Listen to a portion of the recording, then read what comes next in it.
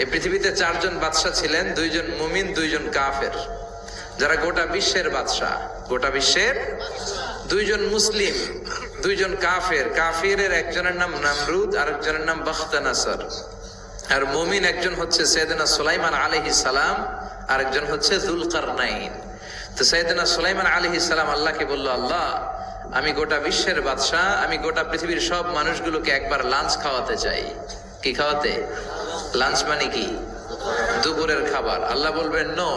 আল্লাহ বললেন no, it's not your job Sulaiman. Sulaiman এটা তোমার জব না, it's my duty, it's my job, it's my business. এটা আমার কাজ, আমার কাজ তুমি করতে যাও না।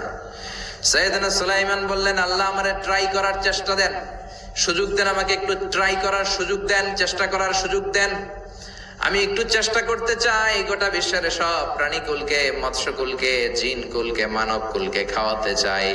আল্লাহ বললেন, সুলাইমান এইটা তোমার কাজ নয়, তুমি পারবা না, কাজটা কার? আমি রিজিক দেই। সাইয়েদনা সুলাইমান বললেন, লেট মি ট্রাই, আমাকে একটু চেষ্টা করার তৌফিক দেন, আমি একটু করি, দেখি না পারি কিনা।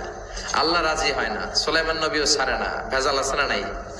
সুলাইমান আলাইহিস সালামের জোরাজোরিতে আল্লাহ রাজি হলেন। সাইয়েদনা সুলাইমানের অনুসারী ছিল জিনেরা। জিনেরা আবার ওনার কথা শুনতো। উনি জিনদের নিয়ে গোল টেবিল বৈঠক করলেন আর বললেন, সাগরের তীরে বিশাল বড় বড় ডেগের মধ্যে রান্না করো, আফ্রিকার গরুগুলোকে ফ্রাই করো, তেমি মাছগুলোকে ভুনা করো, খাসিগুলোকে রেজালা করো, পোলাও করো, খিচুড়ি করো, বিরিয়ানি করো, সব ধরনের খাবার জমা করো। অমুক অমুক দিন দুপুর বেলায় আমি সাইয়েদনা সুলাইমান আলাইহিস সালাম গোটা বিশ্বের সবাইকে দুপুরের খাবার খাওয়াবো। জিনেরা বড় বড় পাতিলে রান্না করা শুরু করে দিল। রাতে রাতে সাগরের তীরে 40 কিলোমিটার এরিয়ার মধ্যে রান্নার স্তূপ। চলে আসলো সেই মাহেন্দ্র দিন, যেদিনে না লাগবে না, যেদিন খাওয়ানো হবে ওই দিন সবাই এসেছে। সাইয়েদনা সুলাইমান উদ্বোধনী ভাষণ দিবেন।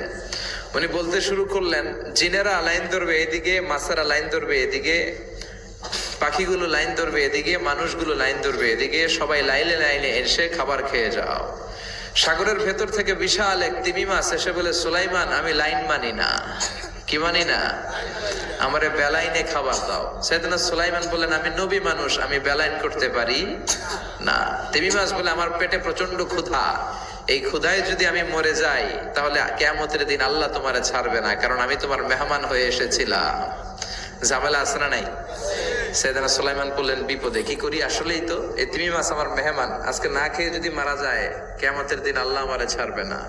সাইয়েদনা সুলাইমান বললেন, ঠিক আছে, শুধু এই তিমি মাছের জন্য বেলাইন, বাকি সবাই লাইনে খাবে। কিছু লোক আছে দেখবেন সব জায়গায় বেলাইন করে, আছে না নাই? র্যাব আছে, পুলিশ আছে, এর ফাঁকে বেলাইন করে ফেলায়, আছে না নাই?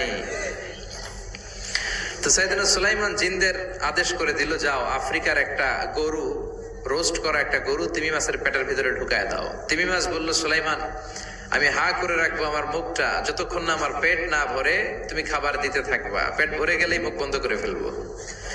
সাইয়েদনা সুলাইমানের কথা অনুযায়ী জিনের বাদশা একটা আস্ত গরু ফ্রাই করা তিমি মাছের পেটের ভিতরে ঢুকাই দিছে, কিন্তু তিমি মাছ হা করে আছে। সাইয়েদনা সুলাইমান বলেন, কয়েকটা খাসি মেরে দাও। একটা খাসি দিয়ে দিল, তারপরও হা করে আছে। বড় বড় ডেক থেকে পোলাও দাও, খিচুড়ি দাও, বিরিয়ানি দাও, আরো কয়েকটা গরু দাও, হা করে আছে। আরো কয়েকশো গরু দাও, হা করে আছে। আরো কয়েক হাজার গরু দাও, হা করে আছে। সুবহানাল্লাহ কইবেন না? দিতে দিতে 1 কিলোমিটারের খাবার নাই, 2 কিলোমিটারের খাবার শেষ, 10 কিলোমিটারের খাবার শেষ, 20 কিলোমিটার শেষ, 30 কিলোমিটার শেষ, 40 কিলোমিটারের খাবার শেষ। এখনো তিমি মাছের মুখটা হা করা আছে না নাই? সাইয়েদনা সুলাইমান সেজদায় পড়ে গেলেন, ডেকে বললেন, আল্লাহ আমি বুঝি নাই, গোটা বিশ্বের সবাইকে তো দূরের কথা, একটা মাছরেও তো রিজিক দিতে পারলাম না। তিমি মাছ এখনো হা করা, ডেকে বলে, সুলাইমান প্রতিদিন রব্বুল আলামিন 3টা লোকমা খাবার আমারে খাওয়ায়, তুমি 40 কিলোমিটারের খাবার পেটে দিয়েছো, কিন্তু আল্লাহর 3টা লোকমার একটা লোকমার সমানও হয় না। এজন্য আল্লাহ বললেন, ওয়ামা মিন দাব্বাতিন ফিল আরদি ইল্লা আলাল্লাহি রিজকুহা ওয়া ইয়ালামু মুস্তাকাররাহা ওয়া মুস্তাওদাআহা কুল্লুন ফি কিতাবিম মুবিন। আল্লাহু আকবার। এই পৃথিবীতে যত প্রাণী আছে, মানুষ আছে, সবাইকে রিজিক দেয় কে? এজন্য রিজিকের মালিক আল্লাহ ডেকে বললেন, গোলাম আযাব আর গজব ততদিন আসবে যতদিন তোমাদের নাফরমানি বন্ধ না হয়। আর যেদিন থেকে নামাজি হয়ে যাবা, যেদিন থেকে আল্লাহওয়ালা হয়ে যাবা, আযাব আর গজব বন্ধ করে দিবে কে? রহমত দিয়ে দেশটারে ভরে দিবে কে? লা ইন শাকারতুম লা আযীদান্নাকুম। শুকরিয়া করো, আমি নিয়ামত বাড়াই দিব। কার কথা? আর জোরে বলেন কার? আল্লাহ সব সময় আমাদেরকে তুমি নিয়ামত গুজারদের অন্তর্ভুক্ত হওয়ার তৌফিক দাও, আমিন। আর জোরে পড়েন আমিন। আমার সাথী একটা দুইটা কুয়াশা করে না, শুকরিয়া না, লাগবে না শুকরিয়া, এটা রহমতের কুয়াশা। আলহামদুলিল্লাহ পড়েন, সমস্যা হবে না ইনশাআল্লাহ। টিস্যু আছে তো, মুছে নেওয়া যাবে। নাওতলা পশ্চিম পাড়া জামে মসজিদের উদ্যোগে 23তম বার্ষিক ওয়াজ ও দোয়ার মাহফিল।